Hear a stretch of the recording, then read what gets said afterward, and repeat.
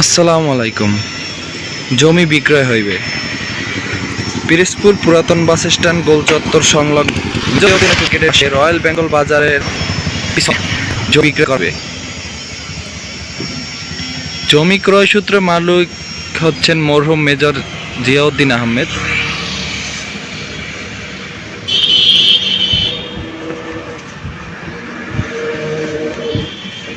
এখানে 11 ফিট চওড়া একটা রাস্তা আছে। ঢুকেই রাস্তা সংলগ্ন দোকানপাট সহ 5.5 শতাংশেরও বেশি একটা জমি বিক্রয় করা হবে। দোকান সহ 5.5 শতাংশ এই প্লটটা, এবং এর পরেই আছে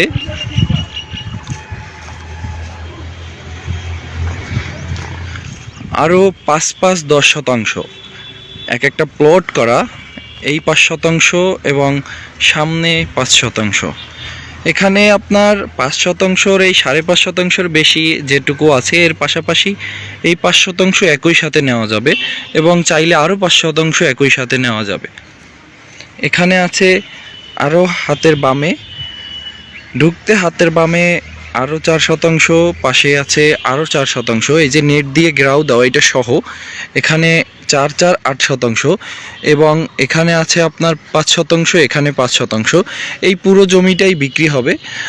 কেউ চাইলে 5 শতাংশ করে নিতে পারবে, কেউ চাইলে 10 শতাংশ একসাথে নিতে পারবে, এবার এখানে চাইলে 8 শতাংশ কেউ একসাথে নিতে পারবে, এবং কেউ যদি চায় পুরো জমিটা একসাথে নিতে, এখানে 5.5 শতাংশেরও বেশি যেটা, আর আছে হলো গিয়া 5-5-10 শতাংশ, 15 শতাংশ চাইলে একসাথে নেওয়া যাবে, এবং খণ্ড খণ্ড 5.5 শতাংশ, 5 শতাংশ এভাবে করে নিলেও নিতে পারবে। এটা পুরাতন বাস স্ট্যান্ড পিরোজপুর, একদম গোল চত্বর থেকে নতুন বাস স্ট্যান্ডের দিকে যেতে হাতের বামে রয়্যাল বেঙ্গল বাজারের পাশের জমি, একদম রয়্যাল বেঙ্গল বাজারের পাশের জমি। মেজর জিয়াউদ্দিন আহমেদের জায়গা, তার ক্রয় সূত্রে তার নিজের জমি।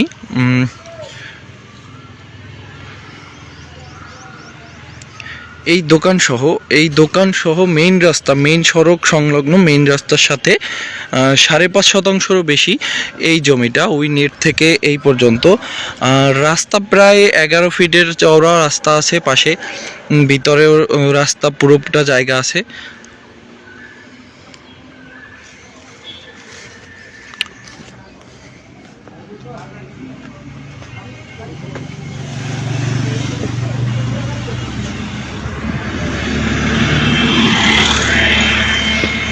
ওই যে পুরাতন বাস স্ট্যান্ড আপনার গোল চত্বর, ওখানে এই হলো রয়্যাল বেঙ্গল বাজার।